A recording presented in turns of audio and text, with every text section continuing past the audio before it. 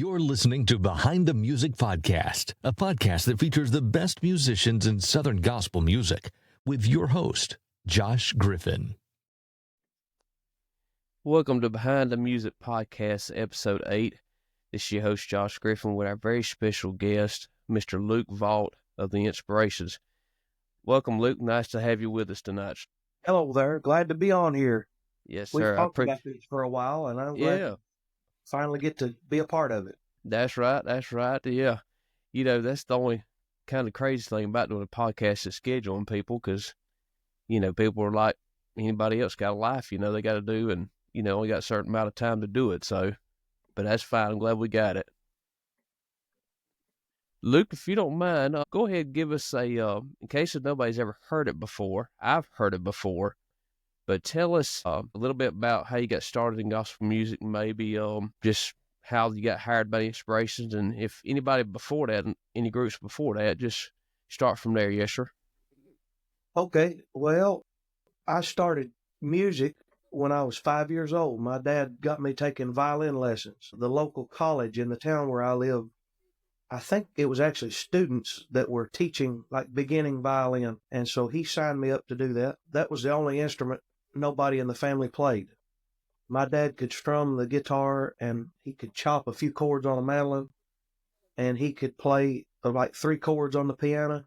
Mm-hmm. And my uncle played the banjo and dobro, and my dad played bass in a little local quartet, mm-hmm. but nobody played the fiddle.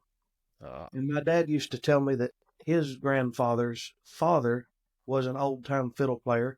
Of course, that's in the 1800s. That's before any of our time, but he was an old-time fiddle player.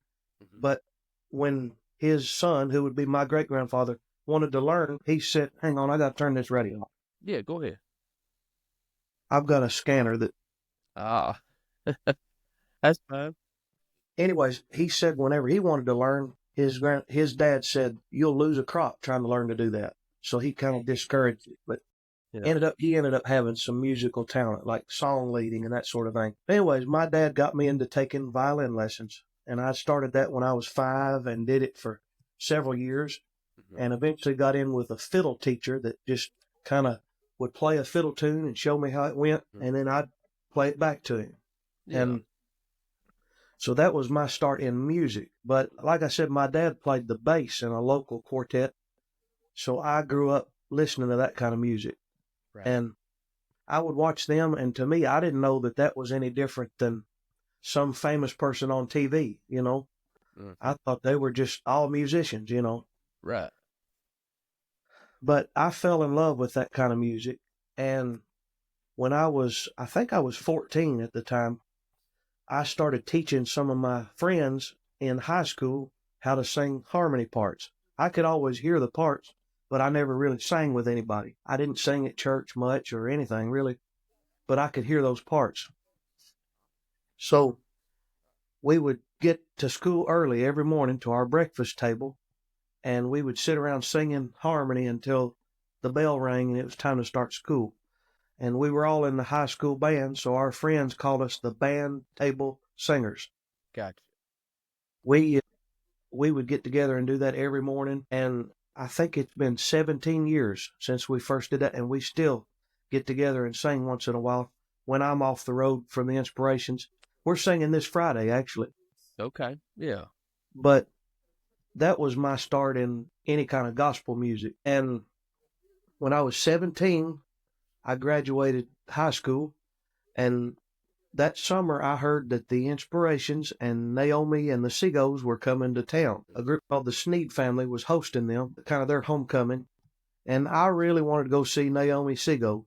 She was one of my favorite singers, and I liked the Inspirations, but I had just assumed they had kind of went modern like a lot of the quartets that had been around for a long time. Right. So I wasn't too excited. I didn't know what to expect. But that night I went and I just fell in love with Inspirations. The song I Have Not Forgotten was brand new at the time. Mm-hmm. I just fell in love with that. Jeff Sneed saw me during the intermission of that concert, and he asked me if I would come up and play a song on the piano to kick off the second round. They had sung at my church, and the Sneed family had sung at my church and knew I played. So they asked me to come up there and play a song on the piano. Luke, that's how when old was you? How old was you at that time, Luke? I'm sorry. Didn't mean 17. to- Okay, 17. Thank you. Okay. I graduated. I was one of the youngest ones in my class. I was just 17. I was actually 17 when I started playing with the group. Okay. But anyways, I played that song, and it was "Oh My Lord, What a Time" by the States. I had just learned that. And that's when Martin heard me and kind of was interested in me. And just a month later, he called the house. Actually, he lost my number once and called Jeff Sneed, and Jeff called to make sure it was okay to give him my number. And then he called back and asked me about bringing my guitar and sitting in with him and playing. He said, bring your guitar and let's get acquainted. They had a singing that was about an hour from where I live the next month. So I did that. And that night, he gave me every CD he had on the table, told me to learn everything on guitar and piano, bass, everything. Yeah. And he showed me how he liked rhythm to be played on the piano. Okay. And he showed me the intro to When I Wake Up to Sleep No More. And from then on, he wanted me to come with him every chance I got, but to keep up my schoolwork. I was just starting some community college classes at the time. So he wanted me to keep up with that, but come with him when I could. Right. So I went on the road with him. That was August of 2009, and I was 17. I turned 18 in September. Okay. Yeah. Gotcha. So if I'm doing my math right, I think I'm just a couple years older than you, if I'm not badly mistaken. I think that's right. I'm 33 right now. Okay, yeah. I'm 35, so yeah, that's right. Okay. Yeah. Okay. Gotcha. And so this happened where you live at now is Glasgow, Kentucky, correct? Yeah, Glasgow, and I went to hear them in Cave City, which is it's in the same county. It's just up the road here. Yeah. And then the first time I played with them was in Somerset, Kentucky. Okay. Would you say that part of Kentucky or Kentucky as a whole is pretty well kind of like a hotbed for Southern gospel? I mean, like down here where I'm at, South Georgia, used to years ago, really was, but we still have concerts, but is it like a little bit bigger thing up there in Kentucky, I guess? Not for professional groups, but for local groups, there used to be so many and so many good ones. There was singings everywhere. We used to have singings at the Kmart parking lot here on a flatbed trailer. Okay. I grew up, my dad's group would sing there, and I grew up going to that. And some of the groups were so good, I didn't know that there was any difference between a big name group and then the local groups. Right. But about the time I was getting old enough to play, it was all dying out. Mm-hmm. And it's really, there's not much of that anymore. Yeah. Yeah. Jeff Sneed from the Sneed family, he used to try to really promote that. He would have these homecoming singings with all the singings, but just over the years, it's just kind of dwindled down. That's right. It's kind of the same way down here in South Georgia.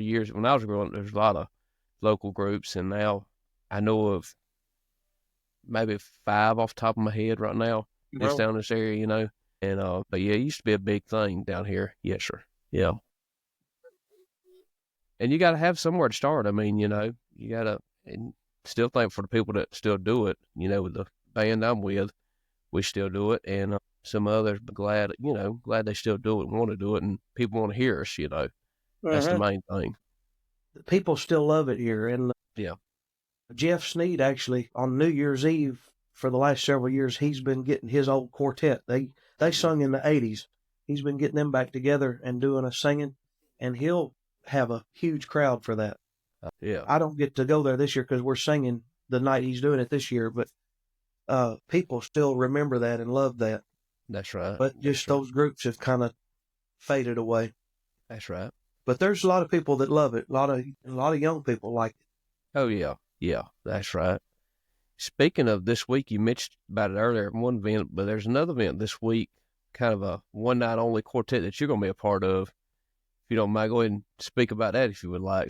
Yeah, I don't know much about it. I know Brady Jones from the Kingsmen. He lives not too far from me. Okay. He's over in Morgantown, Kentucky. Yeah. And he called and asked if I'd want to do something like that just for fun. And I said it would be all right. So that's right. He's made him a flyer up and invited some pickers, I think. And I don't know what all. But I know I'm supposed to sing baritone and play the piano. So I'm Okay. used to that. Yeah. And the list he gave me was a lot of inspiration songs, so Okay. Yeah. I probably won't have to work as hard as everybody else. That's right. That's right. Since you mentioned it, go ahead and speak about, I think one of the questions I wrote down. Yeah. How is it far as playing piano or playing guitar? I know sometimes we'll say I have part of the program, you play guitar too as well. But Yeah. how's that doing both of those, playing and singing? How has that been? I mean, is anything giving you trouble? Is it something you just kind of eased into, or how'd that I've turn out? always known how to sing and how to do Mhm. the different parts. Yeah. That's no brainer for me. But sometimes I really have to concentrate on one or the other. I try to put the piano playing kind of on autopilot Mm-hmm. and focus on the singing, because you really have to focus to be able to blend with a quartet. And my Right. part is all about the blending anyways. Mm-hmm. Yep. Roland and Isaac, their voices really stand out, and they have to really focus on pronouncing their words. Mm-hmm. And I have to focus on blending with them and making the harmony. Right. And that's an inspirations thing. If you go back and read the inspirations book from years ago, Martin would talk about how Ronnie and Archie, their voices would lock in, and how they had to be real tight on their pronunciation. And they said Jack puts the tone in there. Jack, who was the baritone when they started, Right. he would put the tone in there, and he didn't even have to pronounce the words as long as he was making the tone right. Right. And I've noticed it's the same way. Yeah. That's right. That's right. I mean, speaking of that too, as far as the current lineup, a bunch of younger guys, I guess, hadn't lived as long as some of these that's listened to the inspiration for a long time, but y'all got that sound, and that's good. I mean, that you work, because, that's what the people, I mean, let's be honest, that's what the people want, and y'all worked at it and got it down pat, you can't hardly tell. I mean, if you listen, you know what I'm saying, but you got that inspiration sound, yeah. Yeah, it's more than just a certain person's voice, Yeah. Someone like Archie Watkins, you can always tell his voice, Mm-hmm. but it's the way you do it. We're real strict on pronunciation of words, Right. and everybody pronouncing words the same time, the same way as a unit. Right. And a lot of groups have talented singers, but they don't focus on stuff like that. And that's a thing that the inspirations have always done. That's right. 3 of us traveled with the older members, so we didn't all start a new group or anything, but all of a sudden 4 younger ones of us had to be the group. Yeah. And yeah.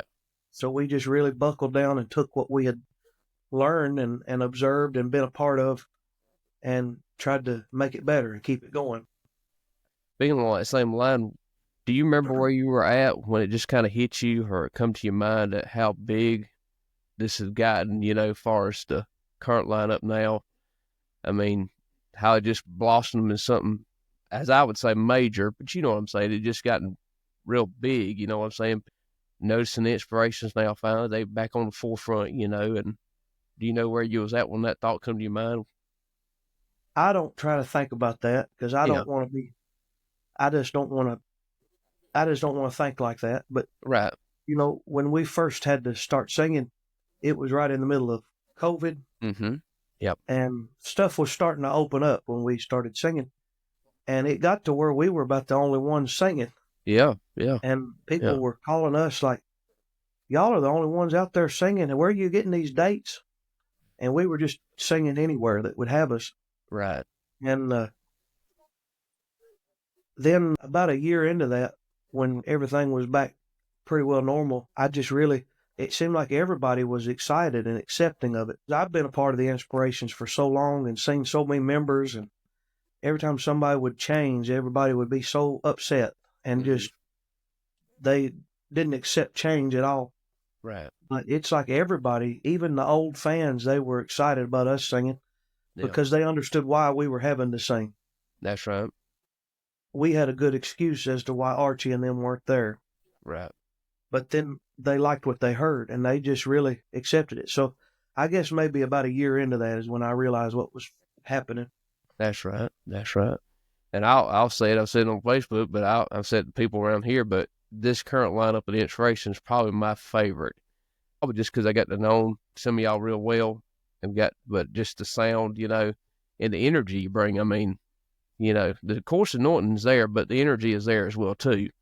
And that keeps the crowd engaged as well, Yeah. Well, I appreciate that. That means a lot coming from you. Thank you, sir. Let's be, Luke, let me look at my questions here. Let's see, you done talked about your family being musical and all, and just kind of picking up whatever instrument was laying around, like the fiddle, whatever. Here's one about instruments. What is your desert island instrument?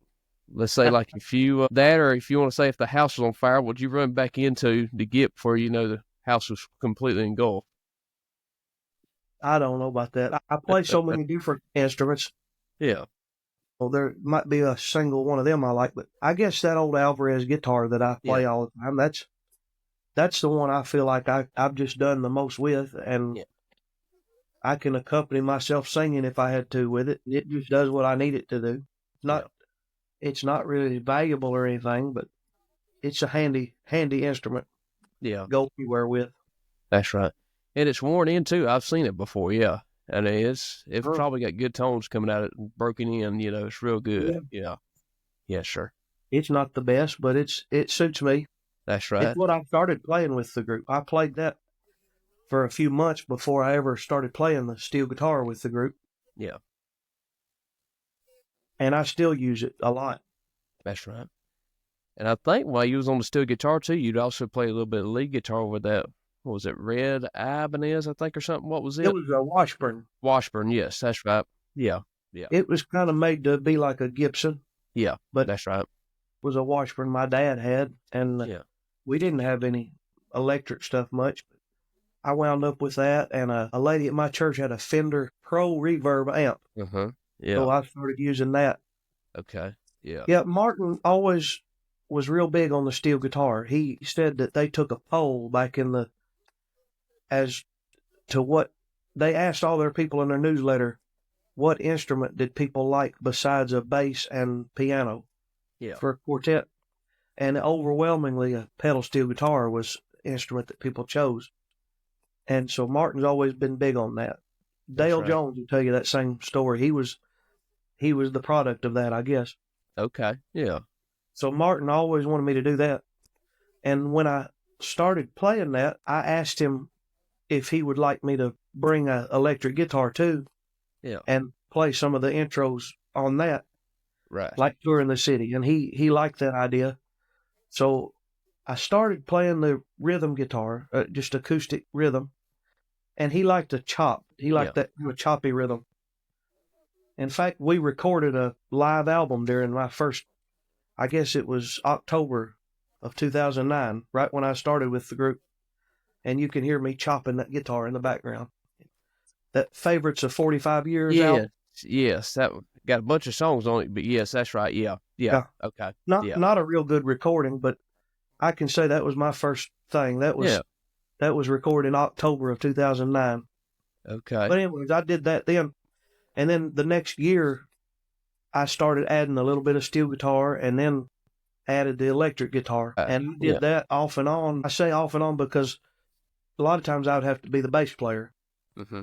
But for the rest of the time, I traveled with Martin, which was, I guess I started in 2009 and Martin left in 2017. So all during that time, that's what I did. And it got to the point where Myron didn't go all the time, so I would have to play the bass some. And I didn't play the steel and lead as much. But there for a while, it was me and Myron and Martin, and I played the steel and lead guitar. Okay. Yeah. Speaking of Myron Cook, that was good to see him on the Singing in the Smokies on Singing News TV. That was neat. Yeah. He came to that, and he also rode the bus with us a whole weekend. We did 2 reunions and then the Vaughn Quartet Festival. And he rode with us to that and played a little bit. Yeah. It takes a lot out of him. He's got some health problems, but it was good to travel with him again. It was very normal. Yeah. Oh, yeah. The years we've been apart, it just seemed like normal to have him on there. That's right. That's right. Speaking of, I know you made mention of it a little bit, talking about instruments. How many instruments do you own right now currently, Luke? That's a little personal. No, I don't know. I don't know. I get that asked all the time. How many basses you got now? Well, I'm up to 5 basses and got a full-size upright. So, yeah, I get question like that all the time as well too. I don't even know what to say on that. I've got, for instance, my fiddle, the fiddle that I've played most of my time playing fiddle, the fretboard came unglued the other day. So I had to use a different fiddle that was that was like a beginner fiddle. Yeah. For what little times I've been playing it lately. And I went looking for that one and I found it. And then I found another one and another one. And then some homemade looking one that somebody gave me. And I've got 5 or 6 fiddles that I didn't even know I had. Yeah. And I found one that was pretty decent that got me by. It's one I was playing on that jam session at Bill Gaither's son's house the other day.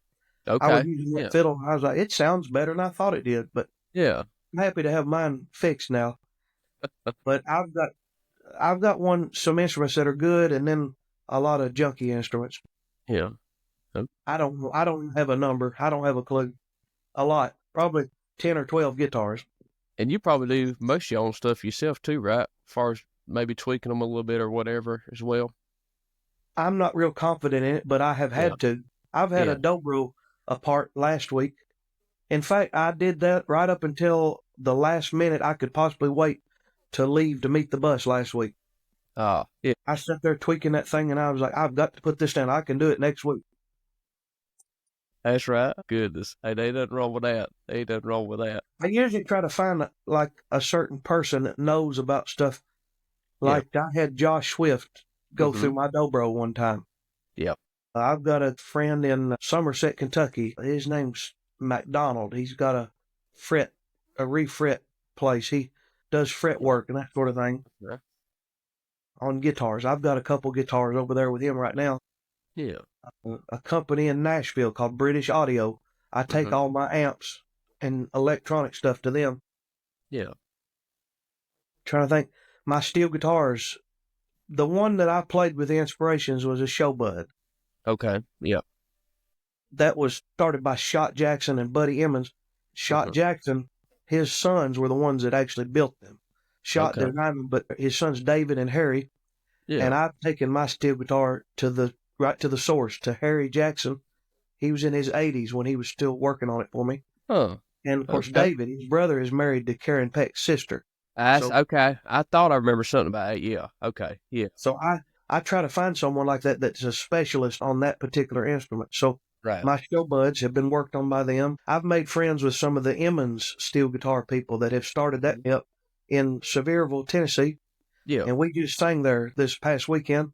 So I carried an Emmons steel that I had to them, and I've got them adding some knee levers. So you have to go all over the country, but it's good to find people that know how to work on a particular thing. Yeah, that's true. Yes, sir. That's true. Would you consider yourself like a wheeler and dealer in music back around home? No. Yeah. No, I'm terrible at that. I would like to do that because I could probably find some cool stuff, but that's right.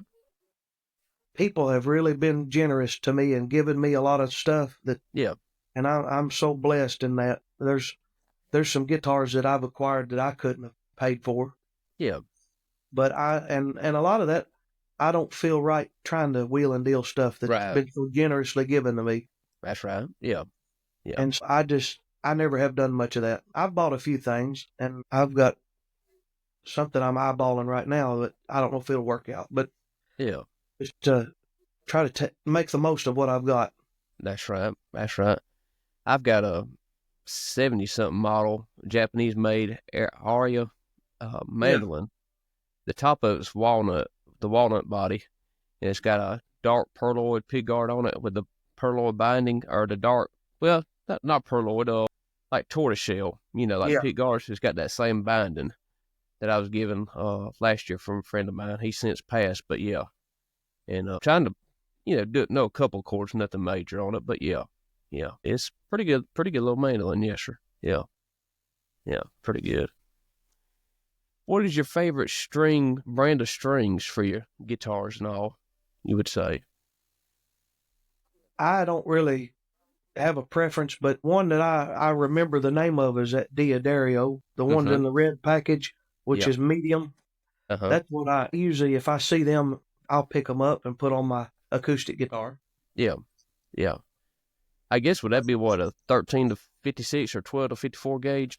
I think so. If I had a box, I don't see any handy. I think the Okay. one I use is a 12 to 54. I think on my Yeah, I don't read like right light now. gauge strings on Yeah. acoustic guitar. I use light gauge strings on a banjo, Yeah. and I have different things I've figured out. But I just see those, and in fact, somebody gave me a big old box of them one time. Yeah. So I had a lot of them, and they've about run out. But That's right. I really like them. They've been good. They seem to last for a long time. But if there was something else, I would try it just Yeah. to know. Yeah. I was bad about it when I first started playing bass. Changed the strings quite regularly. I said, you need to slow down. You need to wear them strings out a little bit more. I said, well, I see a brand on the internet I want to try and go buy a set and try them out, But yeah, I ain't I done don't that want to recently, rely though. on. I know what you mean. I try to not rely on stuff like that to change my sound. Yeah. I think most of the sound that I can get will come through technique and that sort of thing. Oh, yeah. Yeah. That's right. But I know what you're saying. Sometimes you'll read about something and you'll sit there and just dream it up, Yeah. and you've got to do it. You just got to buckle down and do it. That's right. That's right. That's right. Goodness. Let's see here, Luke. Okay, got just a few more questions. Who are your musical influences as far as your instrumental playing and all? Who would you say some of your major musical influences are? This is a big question. This will Yeah. take a long time. Go ahead. But so many, because I play so many different things. Yeah. When I was learning the guitar, the first stuff I tried to learn was playing along with Johnny Cash records. Mm-hmm. That real simple Luther Perkins Yeah. guitar, those real simple solos. And I would listen to Maybelle Carter, the Carter family, and try to play like that. Yeah. That was like when I very first started. But I got to listen to a brother duet from North Alabama called the Delmore Brothers. And one of those brothers was a real good guitar player. Mm-hmm. And I listened to a lot of their music, and a lot of the closed position chords and things with my thumb I know how to do on the guitar came from them. Yeah. And then my grandpa had a friend that played fingerstyle guitar, and they turned me on to Merle Travis. Uh-huh. I really liked that he was from not too far from me in Kentucky, and I liked the way he used a thumb and finger to play the guitar. Right. And a strange coincidence, I remember reading Merle Travis's influence, and apparently that Delmore brother guy showed him a lot of things on the guitar. So I kind of learned some of that from them. Right. But that's some influences I've had, mainly on like thumb style guitar. Yeah. And the Delmore brothers and Merle Travis together sang in a quartet too. So they would accompany themselves singing with a quartet. So that was a big thing for me. Right. And proved to be useful way later in my life. Yeah. That's right. As far as and I love Don Reno that played with Reno and Smiley. I loved his guitar play. He's known as a banjo player, and he's my influence on the banjo too. Don Reno and Earl Scruggs. I love their playing. Yeah. But he was an influence on his flat picking of the guitar. Yeah. Mandolin, I've always loved Bill Monroe. Mm-hmm. I would listen to a whole Bill Monroe song just to see if he had a mandolin break on it. And that was eating candy for me, hearing him play. And I've got Jesse McReynolds. I love his unique style. On the fiddle, I've got a lot of heroes on that. Benny Martin, one of my favorites.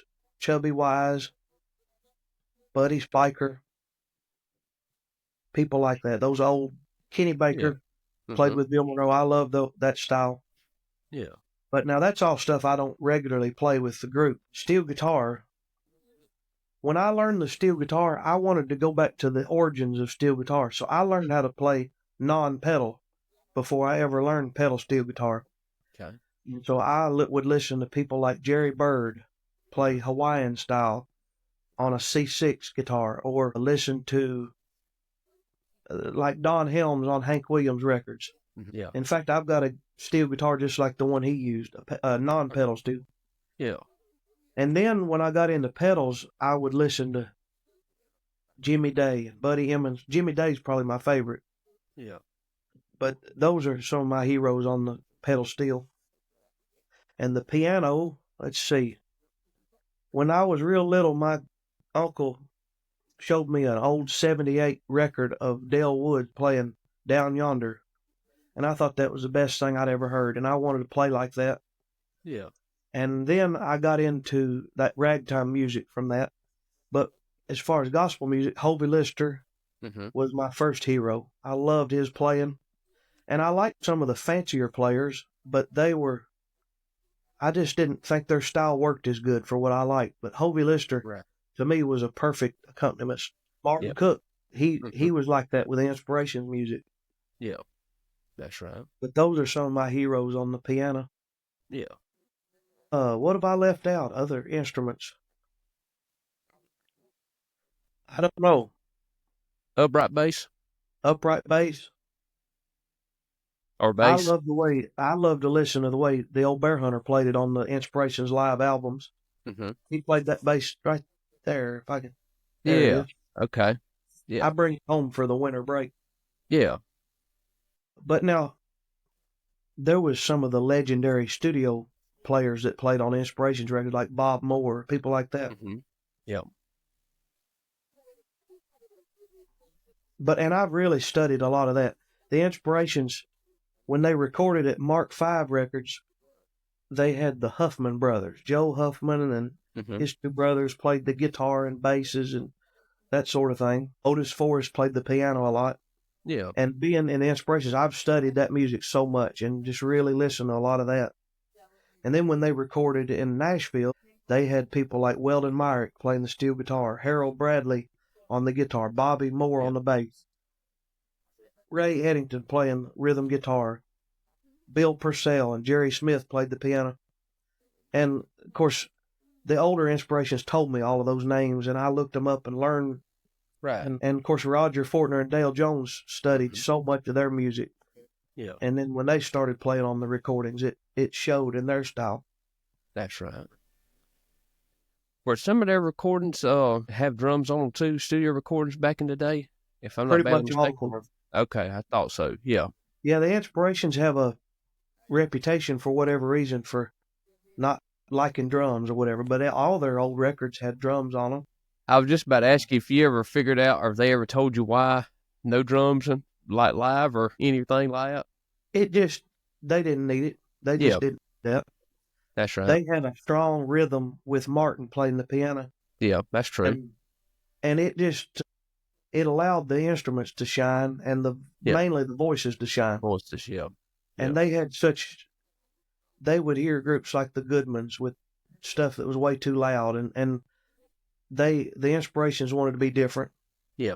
And so they just didn't need that. But their recordings, it's a helpful tool in the studio to have that rhythm playing. Right. That's right. That's right.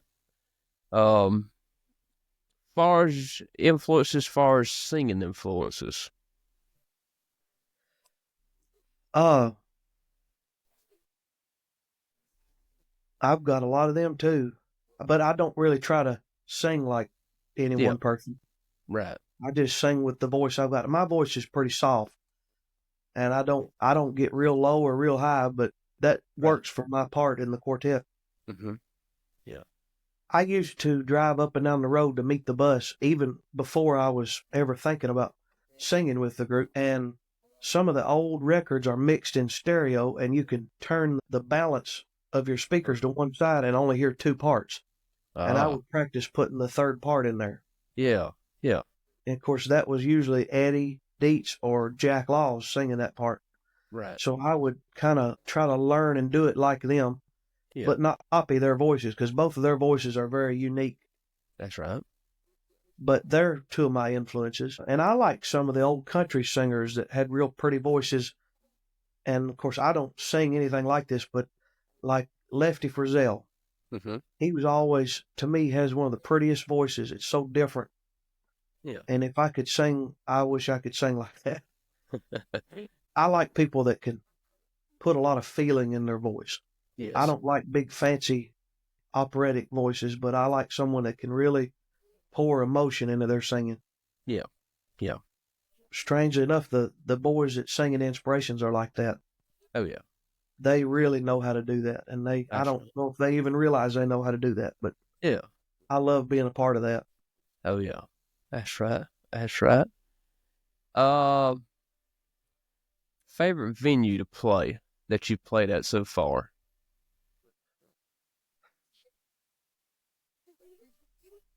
Oh, I don't even know. Did you got to play in Louisville when NQC was in Louisville, didn't you? Yeah, that was pretty cool. In Yeah. fact, that was about my maybe second or third time playing with the Inspirations, was playing on main Yeah. stage there. So I got thrown right into the middle of it all of a sudden. Was you nervous? Do you remember? Was you real bad nervous or anything like that? Well, I wasn't so nervous as far as what I had to do. Yeah. I was just thinking, why am I here? Why did they, are you sure you want me here? That's what I remember thinking. That was pretty cool. Yeah. I don't know. I enjoy the quartet convention. Yeah. I enjoyed it when it was kind of, the stage was on one side more than having people all around you. Okay. Yeah. I don't know why. I just kind of like that better. Yeah. Guess because you can't see everybody. Yeah. That's true. But my favorite kind of singings was the old singings in the big old auditoriums, like the Chattanooga Memorial Auditorium, or like the old auditorium in Gadsden where Big and Live was made, or them old theaters like that. I've always liked buildings like that. Yeah. But I'll go anywhere. I've got to sing in a lot of cool places. That's right. That's right. I like singing in little country churches in South Georgia about as good as anything. Yeah, we love to have y'all down here. That's the truth. Yeah, looking forward Just to saw it. they booked us in the man that had us at that theater in Cairo a couple of years ago. He rebooked us there. He just texted me and told us we were going there again. Yeah, I'll have to keep that in mind and may go down there to Cairo. We're going to Thomasville and I don't know where all. Probably Thomasville. Y'all that be at the auditorium there in downtown? Well, y'all was there last year, because I went and seen y'all. Yeah. That's right. Now, that one, I love singing there, but loading in, you have to carry everything up the elevators. That was the first time I went there. Yeah. Yeah. Stage is really on the second floor, so everyone has to go up steps or go up an elevator. It takes forever to get in. I think that building's like the city hall or something there, and then like you say, on the second floor, which is crazy. Yeah. And the fire department. Yeah, that's right. That's unique, but yeah. Yeah, that's the first time this past, whenever it was, February, whatever, when I went and seen y'all, yeah. It was the first time I ever been to that venue as well, too. Yeah. And we was up there on the balcony, and Wyatt was hitting them low notes, and I mean, it's like he's landing a plane on top of the building here, you know. I mean, the place was shaking. The first place I ever played with the Inspirations was in Somerset, Kentucky, at the Center for Rural Development, and it's a first-class, beautiful auditorium. Yeah. And they only sung there 2 or 3 times, and I was there for 2 of them. But that promoter moved his singing to a building he owned after that. But anyways, year before last, we were asked to sing there again for another group's homecoming. Yeah. And so I was real excited about getting to play at the first place I ever played with the group again. I guess it was 13 years at the time later, 13 or 14. So I was just thinking it was going to be this great, memorable thing for me, and I rolled that piano out there that was the same one Martin played the first night I played with the group. Okay. And the night goes on, and the local group, they were kind of doing, it was their homecoming, and they had their singing, and then we came on, and we were singing Wake Up to Sleep No More. It was about the third song we sung. And when Roland was going to hit that, when he was holding that out, we kept hearing all these speakers cracking and popping, like going crazy. And we were using our sound system, so there wasn't anything wrong with ours. Right. But we go over there, and I stopped right in the middle of that long note because we couldn't hear it when everyone else was singing, but I'm sure the fans could hear it. So we went up to check on it, and it turns out it was the auditorium's house system. It was on, but it wasn't hooked to anything. So it was causing this feedback. And so we just told the audience we need to pause for a minute and address this, and then we'll get back into it. So we're back there tinkering around with sound system, and I start tracing a chord that was coming down there, and it went into a power strip. Well, I thought, yeah, that's the one, and I just flipped it. And it turns out it was connected to the computer that ran every light for the whole auditorium. So the stage lights went out. The lights for all the people went out. It was pitch black in this auditorium, and hundreds of people sitting there. Yeah. And all the other guys on stage. And this is at the place where I played my first thing. Right. And so it was just an absolute disaster. And the people, the local group had rented this auditorium, but they didn't have any light crew or anybody there. All they did was just get into the building. Right. So nobody knew how to run the thing. They're back there. And I said, we'll go play some instrumentals and stall for y'all to work on this. Yeah. And I happened to have my steel guitar with me because I was going to play that with the other group. So I got on the steel, Isaac got on the piano, and Wyatt played the bass, and we sat there and played an instrumental. And people sitting out there in the pitch black couldn't see us, we couldn't see them. They started singing along. Ah, yeah. And so we did another one, and I was like, do y'all have this ready yet? I think it went on for about 15 minutes. Us sitting in the complete darkness. Yeah. Finally, they got the lights back on, and it was just an absolute disaster. I made a fool. Well, nobody really knew I did it until now. Yeah, but oh man, I don't know about my favorite venue, but I can tell you some that are crazy like that. Yeah. But that was so funny. People said that was their favorite part of the night, was that sing-along in the dark. So if we ever sing there again, we'll have to do that again. Just that's right. Turn the lights out that time. Speaking of them old, like, I ain't gonna say particular denomination, but old churches, country churches, when y'all go in to load in, y'all ever had trouble finding them power spots, like pluggy stuff in? Because we do when we go play somewhere. I mean, we got power cord reels running here, there, and yonder. I guess people just didn't think about it back in the day when they was building churches, Yeah, they didn't build a lot of churches for gospel singings. That's right. You go to a church and it's like the pastor used to be a singer or something. Yeah. And you look at the stage and they have power plugs where all the monitors need to go, and they built it for that. But yeah, most of the time they weren't really set up for that. But we sang at a church. It's one of our favorite places to sing. It's a little bitty country church in Elmwood, Tennessee. Mm-hmm. So good friends of ours, a couple that sings, puts it on. Yeah. And it's about too small for what we do, but we still love to do it. And there's an old upright piano in the corner that I play, and all the power outlets in there are 2-prong. All 2-prong plugs. Mm-hmm.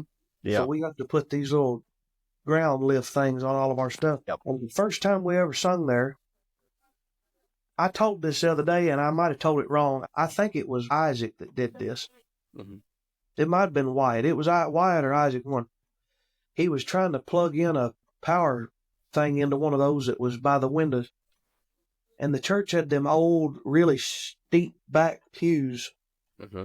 Wooden pews, didn't have any padding on them. Right. And he was leaning over on that. I think it was Isaac. I really think it was Isaac. I want it to be Isaac. But anyways, he was trying to plug that in, and he knocked over one of those pews. And it knocked over the next pew like dominoes. And every one of the pews on the left side of the church flipped over. Yeah. Just so he could get that power. It was the funniest thing. And we sung at another place. We sang in a tent revival that was out in a field next to a high school in North Georgia. And we got there, whatever normal time we would get there to set up, and there was nobody to be found. There was a tent, but there was nobody to be found. We didn't know what was going on. And so we had to run power from we were traveling in an RV at the time. Mm-hmm. We ran power from that to run everything. And that was pretty funny.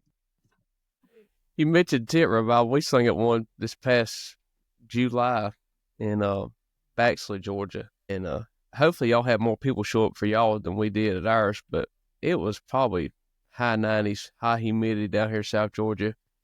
It was about 6 o'clock on Saturday evening and fighting gnats and mosquitoes and all. And only 7 people showed up. I was like, we made that the quickest program we could, and we went and found something to eat and got out of that heat. Yeah. I've been a part of stuff like that. The Lord's blessed us with good crowds for the most part. Yeah. We've Yeah. had a few. I've sung to, I think, maybe 14 one time at a big amphitheater that could hold 900. Yeah. But you just got to do your best. Yeah, and I will admit the people were, they were enjoying it and they were praising the Lord. So that's what matters, Yeah. Yeah. Yep, that's what matters. Yep, that's right. Well, Luke, I'll ask you, I think just one more item. Well, I'll tell you what, we'll do this right here. Just end it out. Just talk about the current lineup and the inspirations. Any new albums you got out or any singles y'all got on radio right now? Just mention that if you don't mind. Yeah. Well, the group like we have now has been together since 2020. Mm-hmm. We sang our first date as the four of us on June 28th of 2020. Wyatt had been with us since 2018 as our bass player, upright bass player. And he could sing bass if we needed. And then Roland had been in the group since 2015, end of 2015, I believe, is when he started. Maybe 16, I forget. So they were already there, and Roland spent a little time as a baritone and then a little time as the bass player. Right. And then he was the lead singer at the time. Yeah. And then I'd been in the group since 2009 playing instruments, and since 2017 playing the piano. But when the pandemic hit in 2020, all of our dates were canceled until the summer. Archie and the older members, Archie Watkins, Eddie Dietz, and Marlon Schubert, didn't feel comfortable traveling. Right. Even the few dates we had, so they sent the three of us that were already there, that were younger, and then sent Isaac Moore out with us. Yeah. And Isaac had really wanted to be a part of the Inspirations for a long time, and had sung some with Matt Diver and Melton Campbell, and with Mike Holcomb in that Old Time Preachers Quartet. Yeah. So he knew our stuff. He fit in real good. But we just met up at Roland's house around the piano the night before, and really, it sounded good. I think the first song we sang was Living on Higher Ground. Yeah, yeah. But that's how the group came to be like that. We didn't all start a new group. Right. But the three of us that were already there that were younger had to be the group all of a sudden. That's so right. People started nicknaming us the Young Inspirations. Mm-hmm. And that was a good thing. Yeah. But anyways, we recorded a live album at the Quartet Convention, called What a Wonderful Time Live. That was in 2020. Then we recorded a studio album called Pioneer Legacy. Yep. And that one has got I Have God to Thank for Everything, some of those good songs like that. That was a new song that we found, and then recorded some older songs. And then our newest album, and it's about a year old now, is called The Legacy Continues. It's one where we're wearing the white suits. And that one, we looked for new songs on that. So it has 8 songs that have never been recorded before. Right. And then we re-recorded an Inspirations song called He Sent Him for Me. Yeah. And that one, I think it was number 1 in one of the weekly charts at one time, but yeah, it was pretty popular. But I think our radio single now is called My Name Is Already There. Yes. Yeah. And so that's a beautiful song. A lady from Oklahoma wrote that. And we put one song from the Redback on there, I'm Going That Way. Yes. Yeah. But right now we're in the process of getting a new album together. We're supposed to record sometime in January. In fact, this weekend, when we were in Pigeon Forge doing our last singing for the year, we met with Ronnie Henson. Yeah. Who writes songs, and he's really got interested in writing some songs for us. Right. And he sang a lot of songs for us. And yeah. In fact, Wyatt got real excited about one, and that Wyatt's usually a good indicator. He's good at picking a real good song. Yeah. And we met with Roger Talley, who's going to help us in the production part of it. Now, he was with y'all at Vidalia, back in November, correct? Roger Talley, I seen him there in Vidalia. Yeah. Okay. Yeah. He rode with it. He just wanted to ride with us and kind of get a feel of some of the stuff we've been doing. But that's why he was there. We didn't make mention of that, but yeah, he's not produced anything for us, but we're just trying that out. He's been real kind to us. And I've seen him there, and I forgot about since you mentioned that, him being a producer, because he was there at Horizon or Crossroads, I think he done the Kingsman's Good Good God back in 2006, I think. I was producer on that album, best I can remember. Yeah. And I forgot the bat. Thank you. Yeah, that's different. We've not used him before, but we're excited. Yeah. We really like the way he's going about it, his attitude with it. Yeah. Yeah, we've got a few old songs that the Inspirations have never recorded before that we might record, and then several new ones that we're finding and still looking for more. I keep praying that something like Touring the City will come in. Oh, yeah. Yeah. Everyone wants something like that. That's right. Now, you mentioned that Pioneer Legacy. Some of them might have been old songs. Ark of His Grace. I love that song. Was that an old Inspirations song? No, okay. I'll just make sure, 'cause I didn't know for sure on that. Roland heard that from a group called the Supernals that used to sing in the 90s, I think it was. But it's never been recorded by the Inspirations. So it's a fairly new song. Yeah. We actually just did a concert with them a few weeks ago. You can look it up. I think it's on YouTube or on their Facebook page at the church where it was, the Inspirations and Supernals. And the writer who sings with that group sang it with us on the program. Okay, gotcha. And then the other new song on there was called Come to Me. Yeah. And that was written by Isla Knight. Uh-huh. It was written from the testimony of a Jewish man that got saved as a part of our concerts. Yeah. And it was a unique story. A lot of our fans followed and knew about. Yeah. And she wrote that song. And then the other 7 songs on there were older songs that were not as well-known Inspiration songs. Right. We didn't go and redo stuff like Touring the City and Wake Up City More. We did What a Morning, We Shall Rise, songs like that. Just Living on Higher Ground, yeah. That's right. Yeah. Yeah. On Higher Ground's on the live. And I love that song. Y'all did a great job on that. Yeah. Yeah. Great job. One is one that really encouraged us when we realized how close we sounded to the old recording of that. Yeah. That kind of got us all excited to sing. That was the first one we tried in Roland's living room there. Okay. Yeah. I'll never forget how it just kind of clicked. And see, the Inspirations that we had up to that point hadn't been doing songs like that. Right. That's right. We sang a few of the hits. Yeah. And the newer songs, but we wouldn't sing songs like that. And that's what me and Roland really wanted to sing. Yeah. And Wyatt really got into that. So yeah. Having Isaac, and Isaac knew a lot of that. So it just all clicked. That's right. And now I think I counted up one time that we had 260 some songs that we know at random.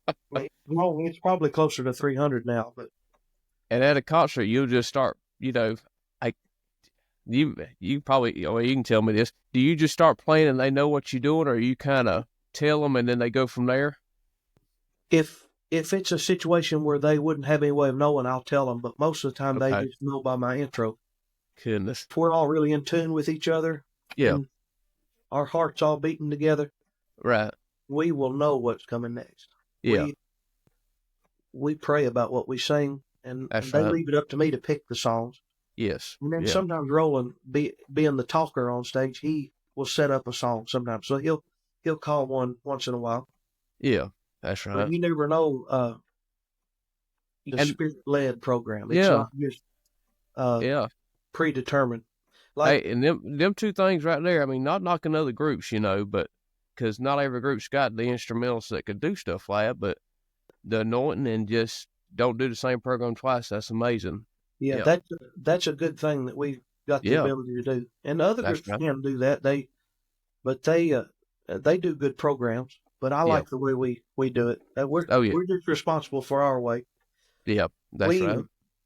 This past weekend we were singing, or we were with Jeff Talbert, and he was up. I seen that Thursday night. Yeah. On Singing TV. Well, we sang there all week, but this was the next night. This was the next night. Yeah.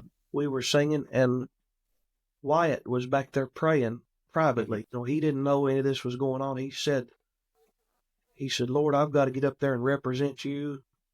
Yeah. But I'm not worthy, I'm not worthy to do that. But if you'll let us start with, I've come too far to look back, I'll know that I can do what I've got to do.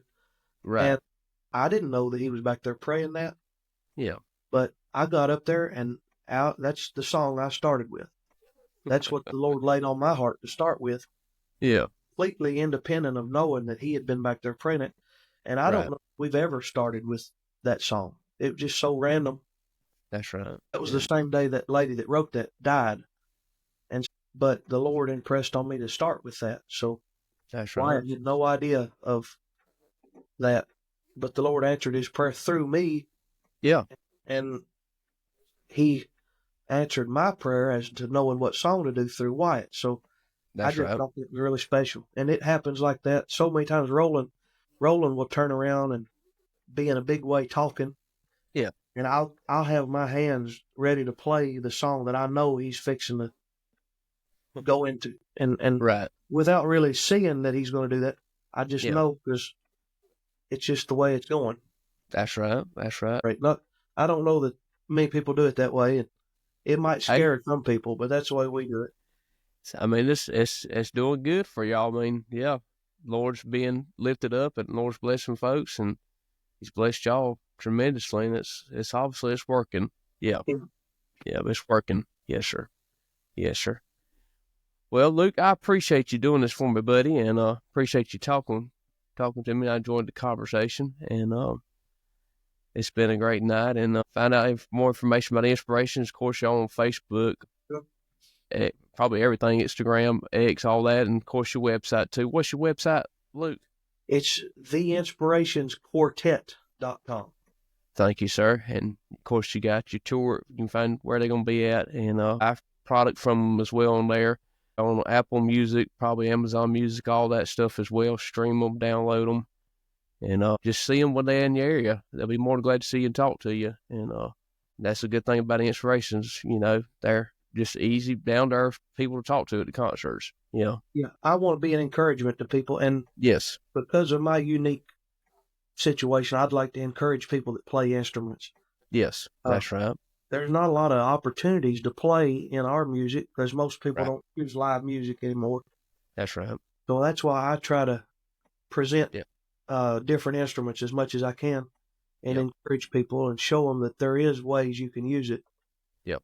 And that you can be a blessing to people through that. That's exactly right. Yes, sir. That's exactly right. The Lord gives talents, but you can read about the parable about talents, where the one that buried his in the ground, nothing ever happened. He wasn't pleased with that. That's right. Yeah. A lot of people, the mind and the ability to do this, but you have to work on it. And I can remember where I was when it kind of clicked in my mind about music, but I had to get in there and work on it for myself. The Lord bless me for it. That's right. Yes, that's exactly right. Yes, sir. That is true. Yes, sir. Well, we appreciate everybody listening. This has been episode 8 of Behind the Music Podcast with Luke Vaught. Appreciate you very much. Please like, listen, rate, and share this podcast as well. We're also on Facebook now as well, Behind the Music Podcast on Facebook. Behind the Music, the only thing that's not capitalizing that is the letter T on the. So Behind the Music Podcast on Facebook. Like us and follow us on there for little reels from the podcast and who we're going to have next and all. And we appreciate you so much. Thank you. Thank you. You have been listening to Behind the Music Podcast with your host, Josh Griffin. Tune in next time. And until then, please rate and share this podcast.